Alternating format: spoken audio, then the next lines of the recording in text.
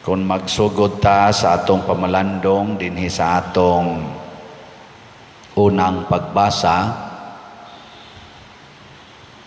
makaingon gyud ta nga ang Ginoo kanunay giyong muhatag og kalipay sa mga taong nanginahanglan. Unang niingon siya diri, kay nagbuhat akog bag-ong langit ug bag-ong yuta, dili na hinumduman ang nangagi, busa paglipay pag-ayo hangtod sa hangtod. Sa akong gibuhat, kay himuon kong malipayon ang katawhan sa Jerusalem. Kining kalipay usa ni sa atong gipangandoy gyud. Number 1 pagani tingali ning kalipay, kay mura magway kapuslanan ang tanan natong buhaton basta dili mo sangko sa kalipay. Nang litan kulura nimo imong buhok nya maguol na hinuon ka, kay sigihan kag saway. Way kapuslanan, gasto-gasto pa ka. Kis-kis ka sa imong kilay nya maguol ra ka ighuman. Manguyab ka unya sakitan lang ka, may pagway uyab. Unsa may tumong nganong manguyab, nganong magpa-colors buhok, nganong mangusab ka na imong naong? Unsa may tumong, aron maguol o aron malipay? Lipay gyud. Nganong magminyo man ang tao, aron maguol o malipay? Nya kumusta mamong mga minyo, malipayon mo o guol? Mga naong ninyo sus. Nganong naamang managan sa politika, nganong mo gasto man gina sila, aron maguol o malipay? Lipay. Unya og mapilde, maguol, malipay.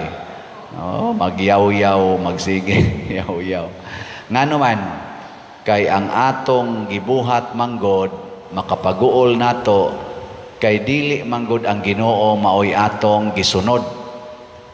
Kana bang kalipay nga kita-kita ray magmugna, usa na siya ka bakak nga kalipay, malimbungon nga kalipay, kana bang tawhanon nga paningkamot aron malipay, musangko na sa kaguol.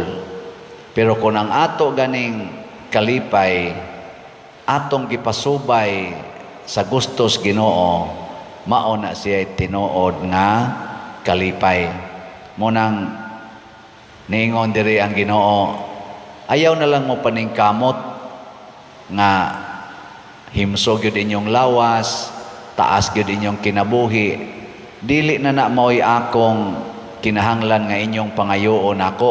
Ngano man, ang Ginoo mismo mo'y nag-design, ingon siya, ang kabataan dili na mamatay, ang tigulang matigulang gyud maayo.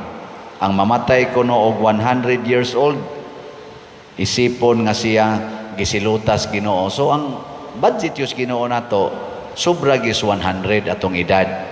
Kay malipay magid ang taas-taas atong edad. Gilingay mong tupad. Napila na edad ni moron. Naraba sa uban mahadlok musultis edad. Ay makalipay ng taas og edad oy, taas edad. Pero kung ang imo sang edad gani taas na kaayo pero pulos ka guol, makaingon sa kamay pagmatay. Muna ang atong tubag sa Salmo nag-ingon gyud, daygon ko ikaw o Ginoo, kay imo man ako nga giluwas. Kaning kaluwasan mao gining the highest happiness. Kana bang dili nato effort sa Ginoo. Labi na gyud ang kaluwasan nato gikan sa sala. Ang sala man gyud mga igsoon ang muguba sa atong kalipay. Mao na ang Ginoo nagplano og kalipay, pero tungod sa sala maguol gyud ta. Mao na dinhi sa atong ebanghelyo ningon si Jesus, kamuno gusto lang gyud mog milagro. Pasabot ang inyo ra gyung gipangita, kana ra gyung makalipay ninyo. Di gyud mo motuo nako basta dili ko magmilagro. Sa kadaghanan na to inana man, pero niingon ni dinhi ang kaning opisyal Ginoo, kuyog intaw nako sa dili pa mamatay ang akong anak. Unsa may gisulti ni Kristo, ningon siya, pauli na, naayo na ang imong anak. Nituo ba ang opisyal? Nituo ba siya? Nituo. Og niuli siya. Ang iyang style nga iyang paatuon si Jesus, dili mao'y gisunod sa Ginoo. Nya kay nisunod man siya sa style sa Ginoo og sa pulong sa Ginoo, naayo dayon ang iyang anak. Mao na bitaw nga kung ato gyaponing ipahaom sa atong umaabot nga eleksyon, mangita gitag mga kandidato nga kamaong mosunod sa pulong sa Ginoo, dili magpagarpar sa ilang mga pulong, magsigig saad nga murag muluwas kunuhay sa Pilipinas, labi na ning dako na kay tarog utang, 16.31 trillion atong utang.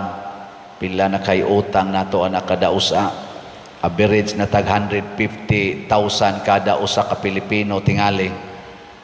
Ang muluwas na to ani dili na nang mga politicians, kung dili mga politicians, mga leaders nga kamaong maminaw sa Ginoo, dili magpatuyang sa ilang style. Unsa man gi style ro nato dinhi mga Pilipinos, nga kon makalingkod mangwarta gyud, mao ginay number 1 tawhanon nga kinaiya. Mangita tag mga leaders kaniro mga kandidato, labi na ning ni ay mga team, sama sa team Duterte, team Marcos, atong tanaw-tanaw na sila kinsa Manila, team Duterte o team Marcos, nga iniglingkod, kay pulos-pulos naman gina sila nakalingkod, iniglingkod mga lagad og dili mangwarta. Kinsa man, mo na atong butaran. Kana bang iniglingkod, kamaong maminaw sa Ginoo og magsunod sa sugo sa Ginoo. Unsa may sugo sa Ginoo gyud? Gugma sa labing ubos. Whatever you do to the least of your brethren, you do it to me.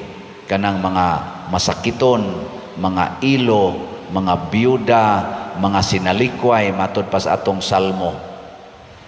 At imanon gid na, kay mao nay gustos Ginoo, kana mga way balay, way hapit gikaon, ang ato mga estudyante nga makaeskwela, untang ato mga kabus nga mga estudyante, nga ang ato mga masakiton matagaan untag saktong budget sa tambal, kun mahimo libre unta ang tambal, kun mahimo makasud gid ta sila sa hospital, dili kay isalikway sa ospital. Baya naman kung masiro na hinoong budget para sa hospitalization sama ng PhilHealth, nawa na. Wa na kita maminaw sa Ginoo ana. Kay niingon ang Ginoo, I was sick and you care for me. I was hungry. Karon ang kagutom natong mga Pilipinhon, daghan kay gigutom dinhila sa atong parokya, managlinya nga diha, daghan kay file request bisan lag pila ka kilong bugas. Lisod naman sa tas bugas dire. Lisod na sa atong kolekta. Bahin-bahin lang yung ginagmay. Nganong naingon ani man kay naa tingali tay mga leaders nga nagsigig pangwarta. Naa tay madunggan billions na ngawa.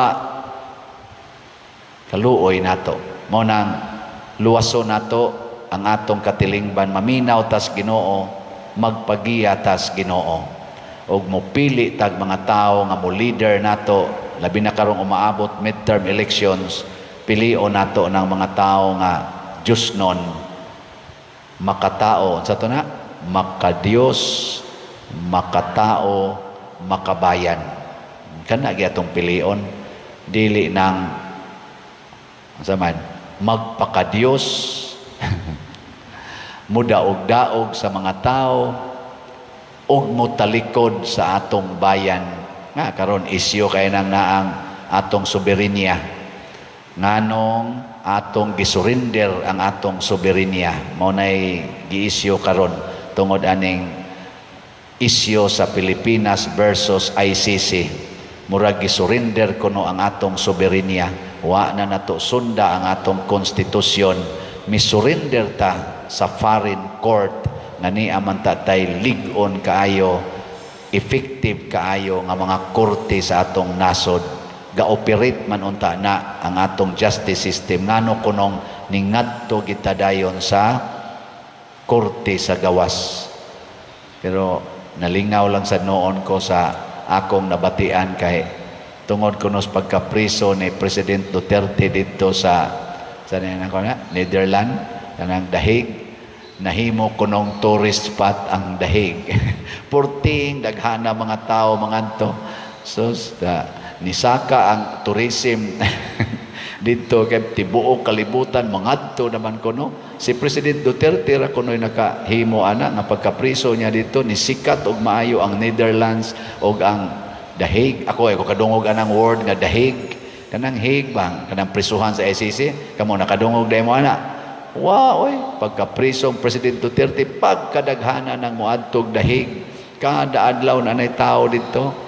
Itong pag-birthday niya, pastan, ga-party ko ng mga tao dito. Ga-picnic. Siya rin nakahimo, ana. Ngano ka ha?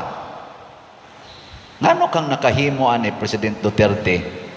Nganong nasikat man kayo ning Dahig, ang iyang pagkapriso, sikat man kayo, makatubag ta, ana. Daghang mga tao tingali ang nahataga niya sa iyang pag-alagad.